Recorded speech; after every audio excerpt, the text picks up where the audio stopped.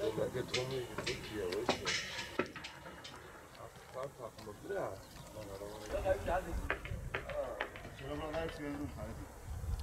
böyle yapıp satacağız Sayın Valim.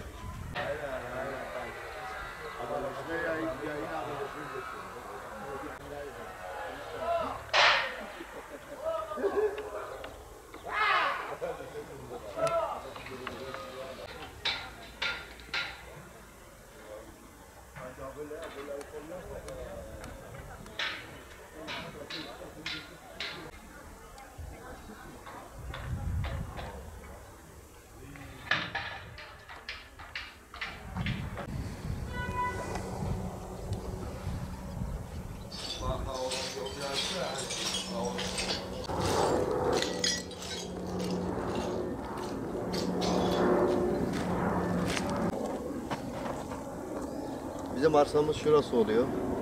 56-94'e 4. Arsamızda yapılaşma arası yaklaşık sadece 20 metre. 20 metreden başka bir şey yok. Hilal Mahallesi'nde yaklaşık bu 3 aydır çapların durdurulmasından dolayı şu an yapılaştırma tamamen durmuş durumdadır.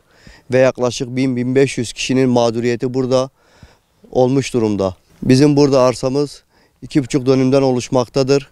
30 daireden bir inşaat alanı yapacağız. Her şeyimiz hazır ama çaptan dolayı hiçbir ilerleme yapamıyoruz. Biz belediyeye sorduk. İmar bölümüne de gittik sorduk. Orada bize tek dedikleri şey Vali Bey tarafından durdurulmuş olması, altyapı olmadığı için durdurmuşlar burayı. Şu an 20 metre yanımızda yapılaşma zaten bitmek üzere ve sadece burası değil 100 metre ileride de belki binlerce daire var. Yani bu kadar kişinin altyapı sorunu yok da buranın mı altyapı sorunu var? Veya diyelim buranın altyapı sorunu var. Bizim burada yapılaşma en az 1,5 sene süren bir inşaat alanımız olacak. Yani bugün kim yaparsa 1,5 sene sürecek. Bu 1,5 süre içinde zaten buranın altyapısı hem yapılıp hem bitmesi lazım. Çünkü burada okul yok, sağlık ocağı yok. Bunların bir an önce yapılması lazım. Talebimiz sadece Sayın Valimizden buranın bir an önce çapının tekrar geri verilmesi. Zaten burası imara açık bir yer. Açık olan bir yerin tekrar çapının verilmesi ve biz de işlerimize güçlerimize bakmamızdır. Hem biz hem de arsa sahipleri şu an büyük bir mağduriyet var. Ve sadece biz değil. Bugün burada çalışan binlerce insan var. Şu an herkes mağdur durumda. Bir an önce bu yapılaşmanın açılmasını istiyoruz. Bugün efendim ben arsa sahibinin ortağıyım. 3 aydır arsamı müteahhite vermişim. Bu altyapıdan dolayı herhangi bir müteahhit başlamıyor. Benim hemen yakından 20 metre blok yapılmış. Bizimki 3 aydır müteahhit bir işlem yapamıyor. Ben 12 daire yakın daire satmışım. Her gün benim sattığım kişiler beni arıyor. Bu ne zaman açılacak temel diye.